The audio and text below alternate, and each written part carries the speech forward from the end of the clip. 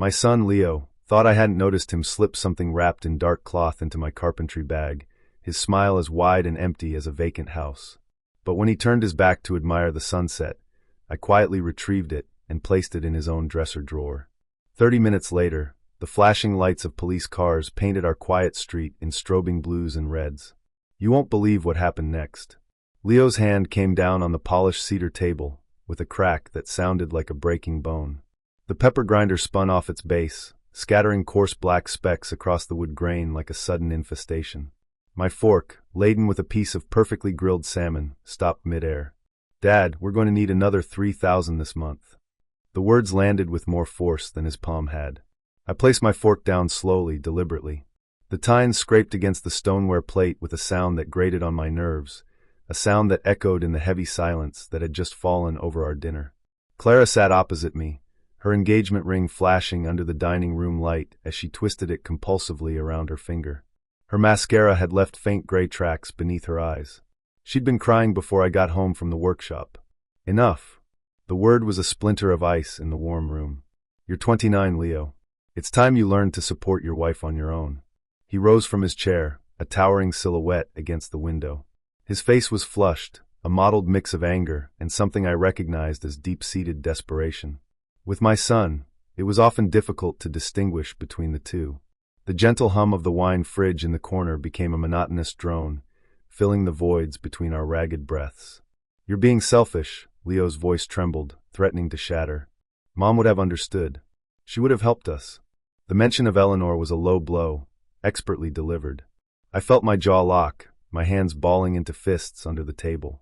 Across from me, Clara's quiet sniffles began anew, muffled by the linen napkin she pressed against her mouth. The roasted asparagus on my plate had gone limp and cold, its buttery sheen congealing. I pushed my chair back, its legs screaming in protest against the hardwood floor, a harsh sound that made Clara jump. The chandelier above cast long, accusatory shadows across our faces, turning what should have been a pleasant family meal into a grim tribunal. "I've given you $1,500 this month alone," I said, rising to my full height. My old work joints creaked in protest.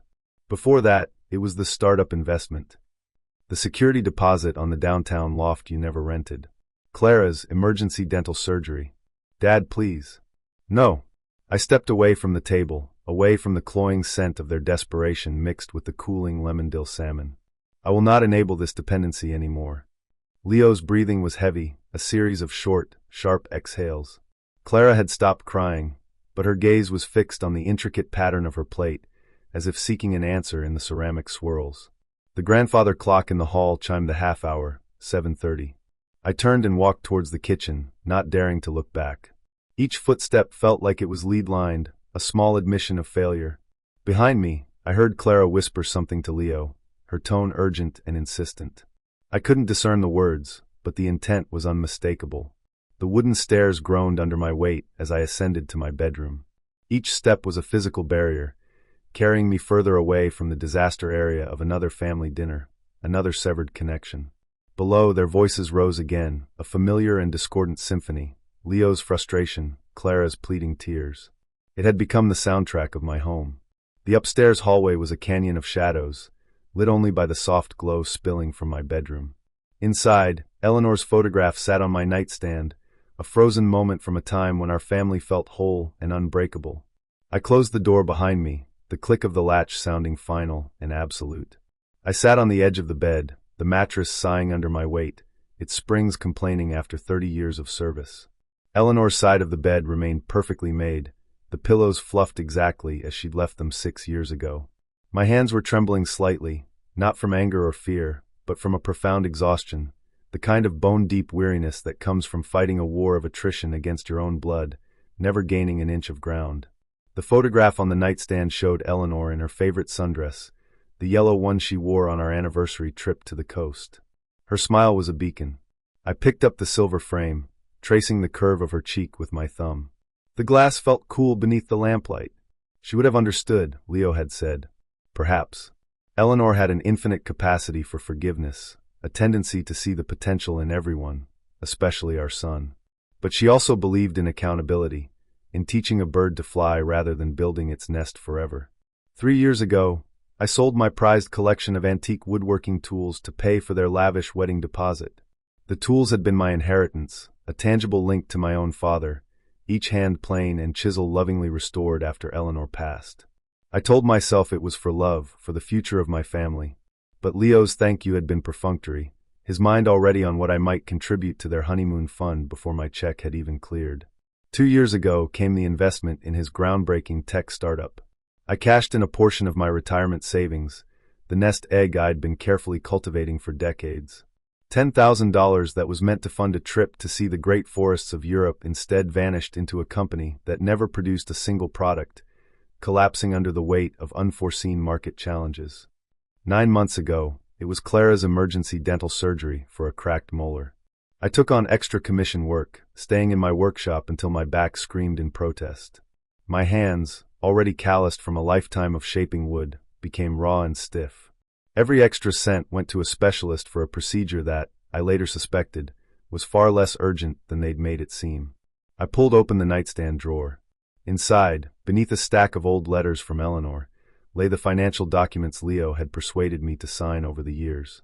Co-signed loans, credit card applications, withdrawal slips from my savings. My signature was on each one, a testament to my paternal weakness, my foolish hope. The papers felt flimsy, as fragile as my resolve had been. $52,000. That was the staggering cost of my son's endless string of emergencies since Eleanor's funeral.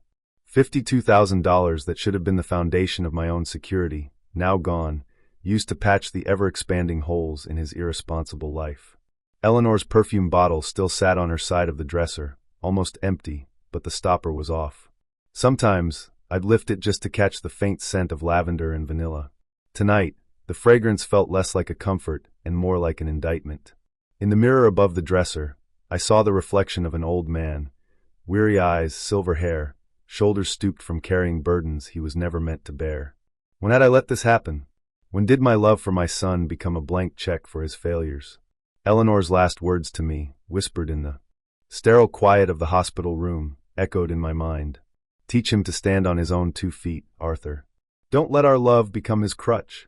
I closed the drawer with a firm thud. The stack of damning documents disappeared, evidence of my failings as a father hidden away. Downstairs, their voices had subsided into low, urgent murmurs. I could make out Leo's tone, no longer demanding but pleading. Clara's replies were clipped and decisive, as if she were issuing instructions. I set the photograph back on the nightstand and switched off the lamp. The darkness was a welcome blanket, but I didn't lie down. I sat in the profound quiet, listening to the house breathe, to the muffled plodding downstairs, to the sound of my own heart gradually finding a slower, steadier rhythm. Tomorrow, something had to change. It had to. The coffee maker gurgled to life, its familiar percolation a comforting rhythm in the quiet dawn. Steam rose from the glass carafe, fogging the kitchen window. I'd been up since 5, sleep having been a fleeting and unwelcome visitor. In the crisp morning light, the kitchen seemed scrubbed clean of last night's confrontation. I stood at the sink dressed in my work clothes, a thick flannel shirt and denim jeans that carried the faint, pleasant scent of cedar from my workshop. Outside, the morning mist was burning off the harbor, and Mrs. Gable's cat was sunning itself on her porch railing. Footsteps on the stairs heralded Leo's arrival. He shuffled into the kitchen at 7:15, wearing a wrinkled t-shirt and pajama pants. His hair was a mess of chaotic angles, and dark smudges shadowed his eyes. He deliberately avoided my gaze, focusing instead on the coffee maker, as if it held the secrets of the universe. "Coffee's fresh," I said, my voice even and calm, not betraying the turmoil within. "Right. Thanks." The words were a low mumble. I heard the clink of a ceramic mug against the glass pot, his hand clearly unsteady. Clara appeared a moment later, her silk robe cinched tightly around her waist. Her face was pale and puffy, yesterday's makeup clinging stubbornly beneath her eyes. She'd either been crying all night or hadn't slept at all. "Good morning," she offered, her voice a fragile, hopeful thread, as if a single phrase might mend the chasm that had opened between us. I just nodded, turning my attention back to the sink. The silence stretched, taut and uncomfortable, punctuated only by the final gurgle of the coffee maker and the distant foghorn from the bay. I began washing last night's dishes by hand, my movements methodical and practiced. Plate, rinse, soap, scrub. The hot water was a welcome sting against my skin, a sensation that felt grounding and real. Behind me, Leo poured his coffee. A small amount sloshed over the rim of his mug, hitting the quartz countertop with a series of tiny, dark splashes. Clara attempted to make toast, but the smell of burnt bread soon permeated the air. She scraped the blackened surface into the sink, the crumbs falling like bitter, dark snow. "I'm going out today," Leo announced suddenly, his tone defensive as if anticipating an argument. "I have a couple of job interviews." I turned from the sink, drying my hands on a towel, and finally met his gaze. His eyes flickered away instantly, finding refuge in the swirling steam of his coffee. "Take a house key," I said quietly. The unspoken meaning hung heavy in the air between us. "You might not be welcome back. Or perhaps I won't be here when you return." Leo's face flushed a deep red, but he didn't protest. The morning sun slanted through the window, illuminating the dust motes dancing in the space that separated father and son. Everything felt suspended, caught in a fragile moment of transition. Instead of sitting for breakfast, Leo grabbed a banana from the fruit bowl on the counter. His bare feet patted nervously on the floorboards as he paced from the doorway to the refrigerator and back again. The nervous energy rolled off him in waves. "Leo," I said, and he stopped mid-stride. He turned, and for a fleeting second, a flicker of hope ignited in his eyes.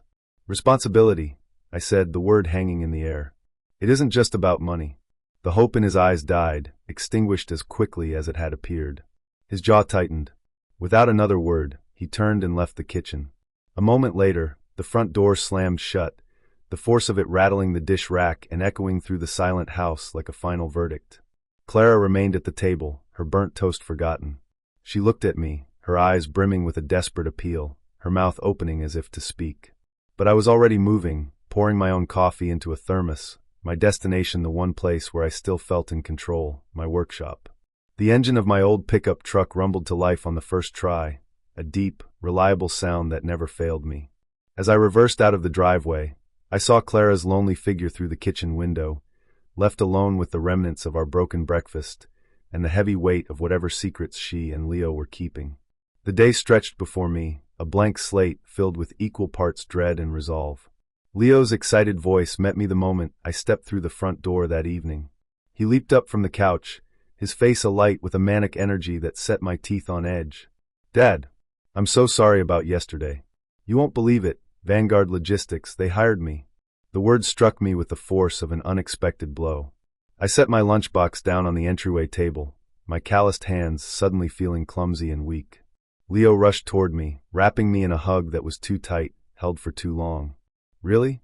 The hope in my own voice was a surprise, a traitorous weed pushing through the cracks of my resolve. That's incredible, son." From her armchair, Clara burst into a round of stilted, theatrical applause, her hands slapping together in a sharp, jarring rhythm. Her makeup was flawless, a perfect mask that couldn't quite hide the anxiety in her eyes. "He got the call just this afternoon," she chirped, her voice unnaturally bright. "Senior supply chain manager." Leo finally released me but hovered close, running a hand through his hair in a nervous habit I'd known since he was a boy. He was wearing a crisp, button-down shirt. "When had he found the time to do laundry?" "I knew you could do it," I said, feeling the tight knot in my shoulders begin to loosen for the first time in what felt like years. The afternoon sun streamed through the living room windows, making everything seem softer, more hopeful. Maybe I had been wrong. Maybe my ultimatum had been the catalyst he needed. "When do you start?" "Monday. They need me right away." Leo's answer was immediate, almost too quick, as if he'd rehearsed it. His voice was pitched a half note higher than usual. A wave of paternal pride, mingled with profound relief, washed over me. Perhaps this was the turning point. Maybe Eleanor had been right all along. Sometimes you had to let them fall so they could learn to fly. But a small, persistent doubt gnawed at the edge of my mind. Leo kept adjusting his collar, smoothing fabric that was already perfectly flat. His eyes kept darting toward Clara, a silent, flickering exchange of confirmation. "What's the salary?" I asked, sinking into my old leather recliner. The chair groaned under my weight, a familiar, comforting sound. $95,000 to start, Leo said without a flicker of hesitation. Plus a full benefits package, health, dental, 401k matching. They were all the right words, the kind of details that lent his story an air of authenticity. So why did my carpenter's mind, trained to spot imperfections and misalignments, keep cataloging the tiny inconsistencies? The The timing felt too perfect, too convenient. Outside, a fairy horn blew in the distance, and the sound of children playing drifted from a neighbor's yard, the peaceful soundtrack of a suburban evening. But inside my house, it felt like I was watching a play, and I was the only one in the audience who didn't have a script. "This calls for a celebration," I announced, pushing my nagging doubts aside. "Let me get the grill going. We'll do steaks." Leo's face broke into a grin, and this time it seemed genuine. "That sounds perfect, Dad. Just like old times." Clara clapped her hands again, softer this time, but her smile remained a carefully painted fixture. "I'll make my famous garlic mashed potatoes. The ones you love, Arthur." I stood up, my joints protesting after a long day of sanding a custom-built bookcase. "Give me 20 minutes to get the coals hot. Leo, you can give me a hand outside in a few." "Actually, Dad, I need to grab something from upstairs first," Leo said, already heading for the staircase. "Just some of the paperwork from the company. I want to show you the official offer letter." I nodded, making my way to the back door that led to the patio. The grill stood under its vinyl cover, a loyal, waiting friend. Tonight felt like a new chapter, a chance to rebuild what had been so close to collapsing. Behind me, I heard Leo's feet on the stairs and Clara moving about in the kitchen. Normal sounds. A normal family. "How do you like your steak?" I called out, already knowing the answer. Leo always wanted his medium rare, while Clara preferred hers well done. The charcoal was just beginning to catch, tiny orange flames licking hungrily at the black briquettes. The charcoal glowed with a steady, intense heat. I wiped my hands on the dish towel hanging from the grill's handle, enjoying the familiar, grounding ritual of preparing a meal. The cool evening air smelled of salt from the nearby bay, and the sharp, chemical scent of lighter fluid. Leo had been upstairs for a good 10 minutes, supposedly retrieving his offer letter. Through the kitchen window, I could see Clara bustling around, chopping something on a cutting board. Everything appeared perfectly, reassuringly normal. I turned towards the house, intending to ask Leo if he wanted to help me carry the steaks out. The large picture window in the living room offered a clear, brightly lit view of the scene inside. And that's when I saw him. Leo wasn't upstairs. He was standing near the front hall closet, hunched over my heavy-duty canvas carpentry bag. His movements were furtive and swift, a stark contrast to the confident, successful young man he had been playing just minutes before. He cast a nervous glance towards the kitchen, then another towards the stairs, before unzipping the main compartment of my bag. My hand tightened around the metal grilling tongs until my knuckles were white. What could he possibly want with my work bag? I took a half-step closer to the window, keeping to the shadows of the patio's awning. Leo reached into the pocket of his jeans and pulled out a small object wrapped in dark, velvety cloth. With a practiced, almost surgical precision, he pushed the object deep into my bag, burying it beneath my worn leather work gloves and a spool of twine. My rational mind tried to spin innocent theories. A surprise gift to thank me? A belated birthday present? But his secretive posture, the frantic glances around the room, the deliberate concealment, it all screamed of something far more sinister. He zipped the bag shut, tugging on the zipper twice to make sure it was secure. Then he stepped away, wiping his hands on his jeans as if trying to scrub away invisible dirt. The entire act took less than 20 seconds, but for me, it unfolded in excruciating slow motion. The smoke from the grill swirled around me, the familiar barbecue scent now acrid and suffocating. My stomach felt like it had been filled with lead. Leo vanished from my line of sight, presumably heading back upstairs to complete his alibi. The mundane sounds of the evening, the distant hum of traffic on the main road, a dog barking down the street, seemed to be coming from a great distance, as if I were underwater. I forced myself to turn back to the grill, my mind racing 100 miles an hour. The coals were perfect, a bed of glowing embers ready for the steaks, but my appetite had completely evaporated. Whatever Leo had hidden in my bag was important, and likely dangerous. But to confront him now would be to admit I had been watching, spying on my own son. The back door slid open with a soft whoosh. "Dad, how are those coals looking?" Leo's voice was infused with that same artificial cheerfulness from earlier. I swallowed hard, the taste of ash and betrayal on my tongue. "Almost ready," I managed, my back still to him. "Just another minute or two." His footsteps padded across the wooden deck. I saw him in my peripheral vision, leaning casually against the railing, a perfect picture of a son at ease. But all I could see was the image of him hunched over my bag, his movements guilty and quick. "You know what, son?" I said, finally turning to face him, my expression carefully neutral. "I think I left my good wood chisel in the truck. Could you grab it for me while I get these steaks on?" Leo's smile faltered for a fraction of a second, a barely perceptible flicker. "Sure thing, Dad. No problem." He headed back inside.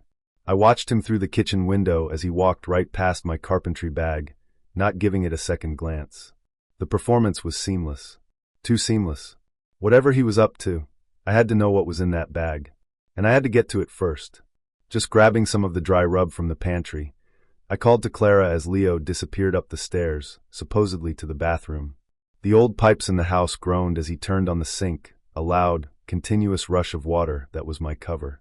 I had moments at best. My heart pounded against my ribs like a trapped bird as I walked over to the carpentry bag. The living room, usually a place of comfort, now felt like a hostile space, the shadows in the corners seeming to watch my every move. The house settled with a creak, and I froze, my senses on high alert. The bag's heavy-duty zipper made a rasping sound as I pulled it open. Inside was the familiar, organized chaos of my life's work. My favorite block plane, a set of Japanese chisels, a leather-bound sketchbook filled with furniture designs, my worn work gloves. And there, nestled between the sketchbook and a box of sandpaper, was the dark velvet cloth. I unwrapped it with trembling fingers, the soft fabric crinkling silently. What lay inside stole the air from my lungs. It was a necklace, an antique piece, impossibly intricate. A massive, deep blue sapphire, the color of the midnight ocean, was surrounded by a halo of glittering diamonds, all set in what looked like white gold or platinum. The stones caught the lamplight, scattering fractured rainbows across the room. I sank onto the arm of the sofa, my legs suddenly refusing to support me. This was no cheap trinket. The weight of it in my palm, the cold fire of the stones, it was real. Exquisite, and worth a fortune. Easily $30,000, maybe $40,000. More money than Leo had ever seen in his life, certainly more than he could earn in 6 months. At his supposed new job, the necklace felt searingly hot in my hand, a brand of questions I was terrified to answer. Where did Leo get this? Why was he hiding it in my bag? What was he planning? The water was still running upstairs.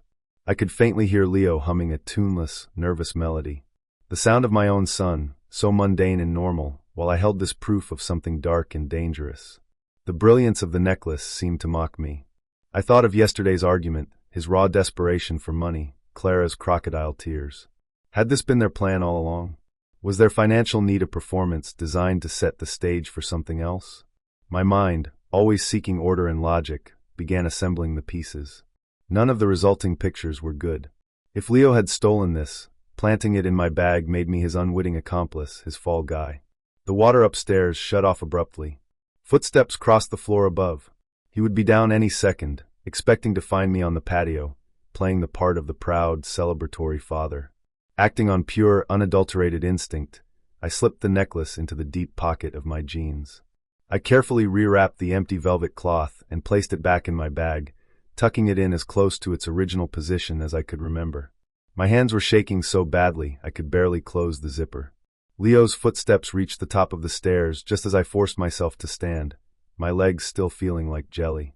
The necklace was a cold, heavy weight against my thigh, a secret anchor of betrayal. "Dad?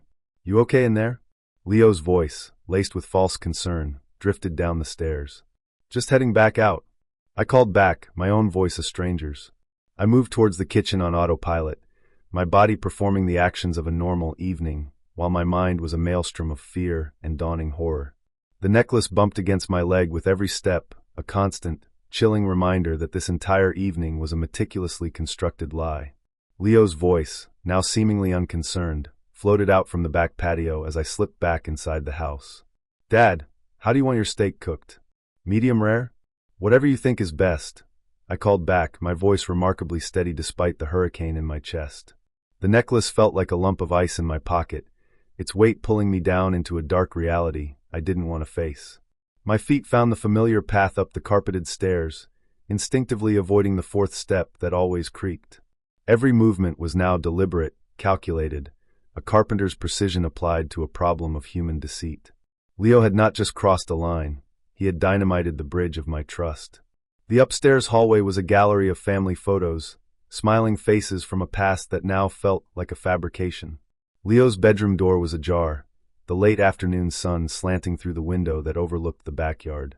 Through the glass, I could see my son's form, bent over the grill, a perfect portrait of the dutiful family man. The irony was a bitter pill. I pushed the door open, the well-oiled hinges moving in complete silence. The room smelled of Clara's floral perfume and the faint, savory scent of barbecue smoke wafting through the open window. Her discarded clothes lay in a heap on an armchair. Leo's laptop was closed on his desk, surrounded by scattered bills. The messy evidence of their shared life, their shared lies. The antique oak dresser stood against the far wall, its 3 drawers stacked one on top of the other like sealed indictments. I chose the middle drawer, his sock drawer, the most common and least imaginative of hiding places. My weathered hands moved through their things, pushing aside balled-up socks and boxer shorts to create a small, soft nest.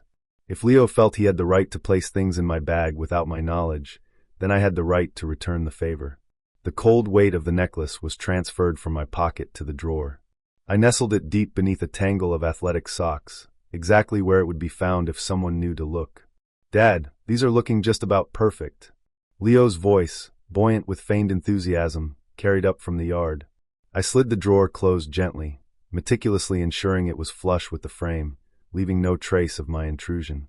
The room was just as I had found it, except for the cold secret it now held. Through the window, I watched Leo arranging plates on the patio table, his movements confident and carefree. He had no clue that 30 feet above him, his entire scheme was being dismantled piece by piece. My heartbeat was a frantic drum in my ears as I backed out of the room and into the hallway. Whatever twisted plan Leo had concocted with that necklace, whatever role he had cast for me in his drama, I had just rewritten the script. Turnabout was fair play. If my son wanted to play games with planted evidence, he was about to learn that his father, the man who built things from scratch, also knew a thing or two about deconstruction. I descended the stairs, once again avoiding the creaky step. In the kitchen, I grabbed a bottle of steak sauce from the cabinet, my prop, my alibi for being inside. Through the window, Leo saw me and gave a cheerful wave. I stepped back onto the patio, the picture of a proud father, just as the sound of multiple car doors slamming shut out front shattered the evening's peace. The sound of car doors slamming echoed through the quiet neighborhood like a volley of gunshots. I spun around, spatula still in hand, my mind struggling to process the intrusion. Leo's face underwent a stunning transformation. The easy, casual smile dissolved, replaced by an expression of sharp, eager anticipation. He moved toward the house with a sudden, jolting purpose. "Who's here?" I asked, the confusion plain in my voice. "Are you expecting company?" "No idea," Leo replied, but his tone was laced with a poorly feigned shock that didn't match the strange light in his eyes. "Maybe it's the neighbors complaining about the grill smoke." Authoritative voices grew louder, approaching from the side of the house. My stomach plummeted. These were not neighbors. 3 uniformed police officers rounded the corner of the house, led by a sharp-featured woman in her late 40s. Her hand hovered near the radio on her belt, her gaze sweeping over our domestic tableau with a cool, professional assessment. "Police. Nobody move." I took an involuntary step back, the metal spatula clattering onto the deck. Clara emerged from the kitchen, a bowl of mashed potatoes in her hands. She froze mid-step, her face a mask of horror. The bowl slipped from her grasp and shattered on the wood, scattering creamy potatoes like a bizarre, lumpy snowfall. Leo's arm shot out, his finger pointing directly at me, steady and unwavering. "Officer, that's him." I saw the necklace in his bag. The accusation hit me with the force of a physical blow. "What are you talking about?" I stammered, my genuine bewilderment making my voice tremble. "What necklace?" But Leo was already approaching the lead officer, his cooperation so eager it was almost obsequious. I didn't know what to do. "He's my father." His performance was masterful, his body language radiating the pained reluctance of a son forced to do the right thing. "Officer Davies," the lead officer introduced herself, her sharp eyes taking in the scene, the shattered bowl, my shocked face, Leo's practiced concern. "We received an anonymous tip about stolen property from the Bayside Jewelers heist yesterday." Yesterday, while Leo was supposedly out on his job interviews. The disparate pieces of the puzzle slammed together in my mind with the sickening finality of a closing steel trap. Officer Davies spoke quietly into her radio as her partners moved to flank me, their presence an unspoken threat. The steaks on the grill, forgotten, began to smoke and char, filling the air with the bitter smell of burning fat. "Sir, I need you to step away from the grill, please," Officer Davies said, her tone professional but absolute. I moved slowly, keeping my hands in plain sight, my mind reeling. This was my home, my patio, my family. Yet I was being treated like a common criminal, condemned by the word of my own son. Leo walked alongside the officers as we moved into the living room, describing the location of my carpentry bag with a disturbing familiarity. He knew which pocket, which compartment. His knowledge was too precise, too intimate for someone who had simply stumbled upon something by accident. Clara trailed behind us, her face streaked with silent tears, her shoulders shaking with sobs. But her proximity to Leo, her practiced air of distress, it all felt choreographed. As we entered the living room, I caught Leo's reflection in the dark glass of the television screen. For a split second, when he thought no one was looking, his mask of the concerned son slipped. In its place was a look of cold, calculating triumph. My son had set a trap for me, and I had just walked right into it, led by his own hand. Officer Davies emptied the contents of my carpentry bag onto the coffee table with a practiced, methodical sweep. My tools, my sketchbook, my gloves, the honest artifacts of a lifetime spent building, not stealing, tumbled out in a dusty pile. Leo stood beside the table, a pillar of false sincerity. It should be in the main compartment, wrapped in a velvet cloth. I saw him hide it there this afternoon when he thought I wasn't looking. His certainty was chilling.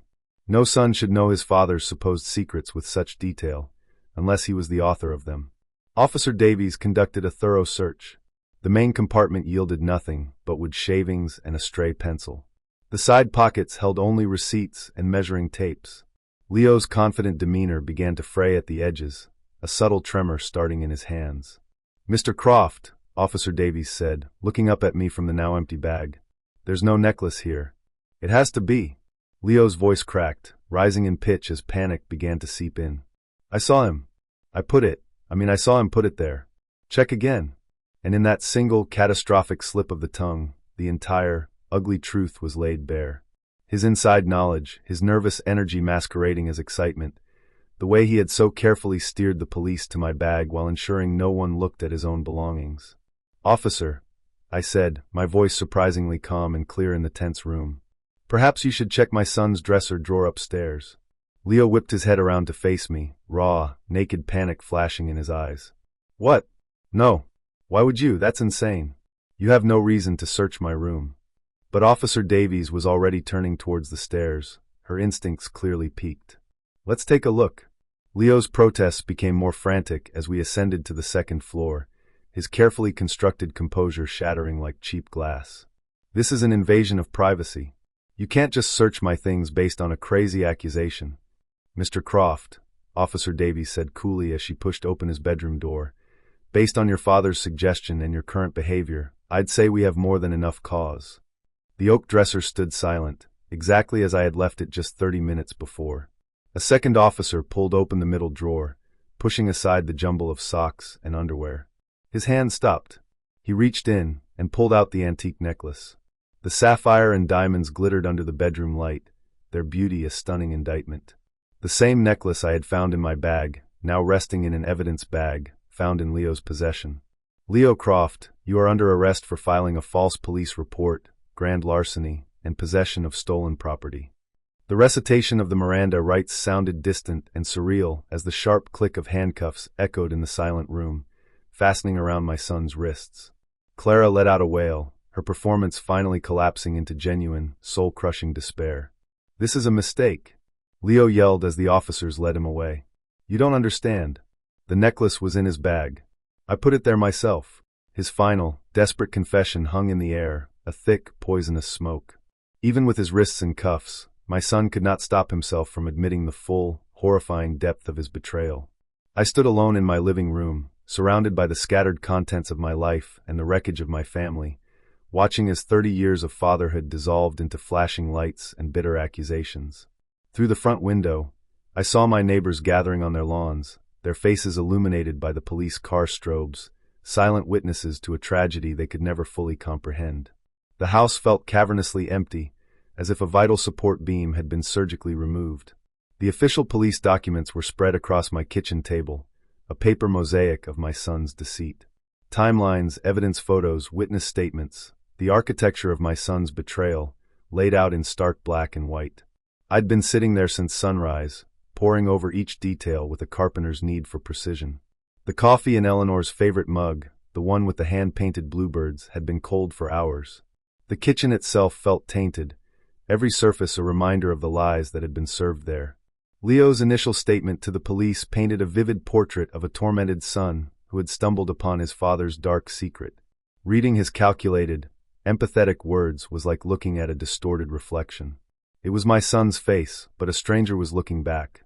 This wasn't a desperate, impulsive act. The level of detail showed weeks, if not months, of careful planning.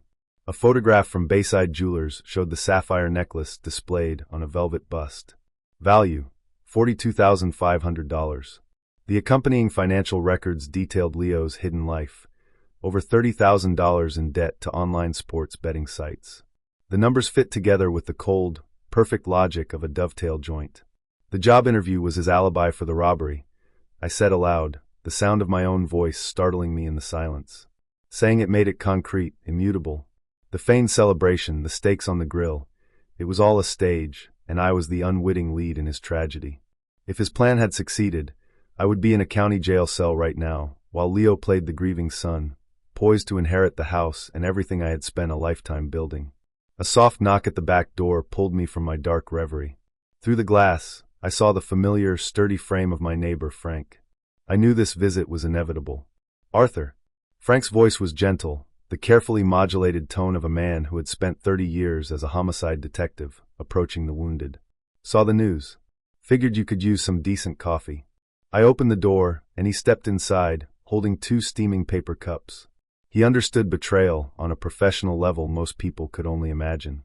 "Come in, Frank," I said, stepping aside. "I was just trying to figure out how I missed all this." Frank's gaze swept over the documents on the table. His trained eye absorbed the evidence, but the sadness in his expression was that of a friend. "This is a professional-level frame-up, Arthur," he said, easing into the chair opposite me. He knew exactly what to do. "If you hadn't moved that necklace—" "I still don't know why I did," I admitted. "It was just a feeling, a gut instinct that something was deeply wrong." Frank picked up the timeline, his finger tracing Leo's reported movements. "Your gut saved you from a decade in prison. Look at this." They had it all planned out. The anonymous tip, the planted evidence, Clara's prepared witness statement about your erratic behavior lately. They were going to bury you. The smell of freshly cut grass drifted in from an adjacent yard, a scent of normal life that felt alien and distant. I was surrounded by proof that my son and his wife had tried to systematically erase my life for a cash payout. "He would have gotten everything," I said, the full, monstrous scope of it finally settling upon me. "The house, my savings, even Eleanor's life insurance." Frank nodded grimly. "And with you discredited as a convicted felon, who would ever question his story? It was the perfect crime, except for one detail. He underestimated you." I began to gather the papers, stacking them into neat, orderly piles. My carpenter's mind imposed structure on the chaos: motive, evidence, consequence. Each stack was a monument to my son's willingness to sacrifice his own father. "I need to talk to a lawyer," I said finally. "About the house. About getting Clara out of here. About protecting what's left." Frank stood, recognizing the shift in my tone from grief to action. "Let's make that call, Arthur. It's time to stop thinking about their betrayal and start building your future." I looked around the kitchen, a room once filled with the warmth of family dinners, now just a crime scene. The table where Leo had slammed his fist, the window through which I'd witnessed his deceit, the chairs where lies had been told. Standing up felt like setting down a great and terrible weight, shedding a skin I never wanted to wear. The courthouse steps were cold and solid under my shoes. 3 weeks of meetings with the district attorney's office had culminated in this moment. I was here to watch my son answer for his crimes. Inside the courtroom, the air was thick with a hushed formality.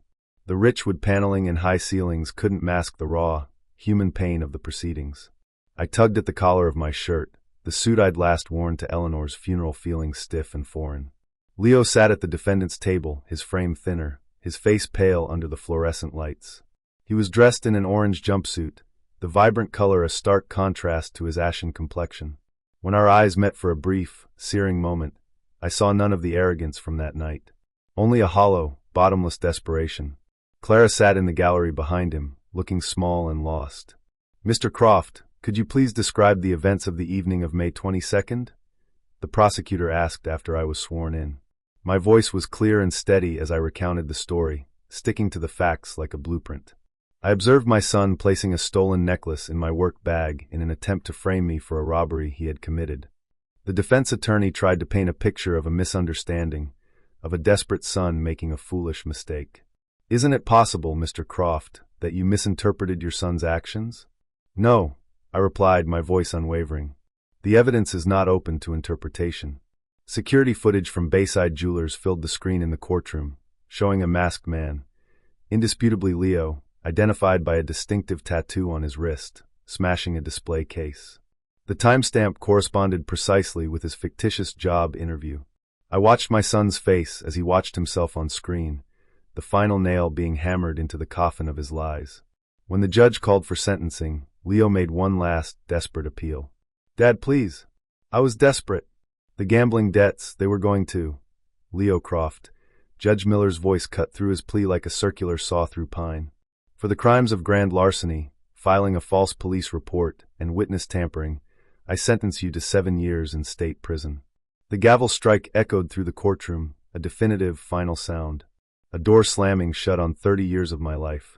As the bailiffs led Leo away in shackles, his eyes found mine one last time, pleading. I held his gaze, my expression unmoving, and then I looked away. Clara received 3 years of probation for her role as an accessory, conditional on her full cooperation and finding her own housing within 30 days. The judge's words about restorative justice and rehabilitation washed over me, academic terms for a wound that would never fully heal. After the court adjourned, I walked past the reporters in the hallway, their questions a meaningless buzz. Frank was waiting for me by the exit, understanding that some moments are beyond words. As we stepped out into the bright, indifferent sunshine, Frank finally spoke. How are you feeling?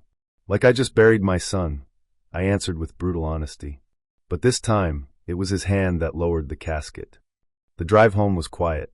The familiar streets of Port Blossom looked different now, like a town I was seeing for the first time, a place I knew I would soon be leaving. Some chapters end in celebration, others in quiet relief. This one ended with the cold, hard acceptance that the deepest loyalties can be betrayed, and that survival sometimes means choosing to save yourself from the people you are supposed to love. Moving boxes formed a cardboard canyon down the center of my hallway, silent sentinels guarding my path to a new life. 30 years of memories, tools, and belongings were being sorted, packed, and purged. Only the essentials would come with me: my tools, my clothes, Eleanor's photographs, and the legal documents that affirmed my innocence. The rest, the furniture, the house itself, the ghosts, would be left behind. Clara emerged from the guest room, pulling a small suitcase. Her face was gaunt, etched with a desperation that was no longer a performance. The court order mandated her departure by noon. Her future was a question mark. Mine was a destination. Arthur, please, she said, her voice thin and reedy. She stood between me and the open front door. I have nowhere to go. Leo, he made me do it. I was so scared of him. I stopped taping a box shut and looked at her, really looked at her. Her wedding ring glinted in the morning sun, the same ring she had twisted while she lied to my face about Leo's job offer. You should have been scared of the consequences, I said, my voice devoid of heat or anger. It was simply a statement of fact. You had a choice, Clara. You always had a choice. You chose him. But what am I supposed to do? I don't have any money. My family won't speak to me. You'll figure it out, I said, turning back to my box. Survivors usually do. The realtor arrived at 10 o'clock sharp with the final sale documents. We signed them on the kitchen table where so many battles had been fought, transferring ownership of my home to a young couple just starting out. Here are the keys to your new place in Sedona, the realtor said, handing me a small envelope. A little cottage with a workshop, just as you requested, and a view of the mountains. Frank appeared in the doorway, having helped me load the last of my things into the moving truck. Our handshake was firm and lasted a moment longer than necessary. You call me when you get there, he said, a command, not a request. I will, I promised. The moving truck lumbered away first, a slow-moving vessel carrying the pieces of my past towards my future. I walked through the empty rooms one last time, the echo of my footsteps a lonely sound. I took down the family photos from the walls, but I left the nails in place, small, stark reminders that someone had once lived here. In the garage, my pickup truck was packed and ready. It wore new Arizona license plates. I had a new address, a new phone number, the basic framework of a new identity. Clara stood on the curb, a solitary figure watching as I backed out of the same driveway where I had taught a 5-year-old Leo to ride his bicycle. The happy memories were still there, but they no longer had the power to hold me hostage. The highway unfurled before me, a ribbon of asphalt pointing south, toward the sun and the red rocks of Sedona. I found a classic rock station on the radio, rolled down the windows, and let the wind rush in. It felt like freedom, a feeling I hadn't truly known since before Eleanor got sick. Miles slipped away. The green, misty landscape of Washington slowly faded in my rearview mirror. Ahead, the sky was a vast, unbroken blue. At 61, I was starting over. No debts, no obligations, no guilt for putting my own survival first. The truck's engine was a steady, reliable hum, carrying a man who had learned the hardest lesson of all, that sometimes the greatest act of love is to let go, especially of those who are determined to pull you under. Behind me lay a life built on family loyalty. Ahead lay a life I would build with my own 2 hands for myself. And for the first time in a very long time, that felt like more than enough.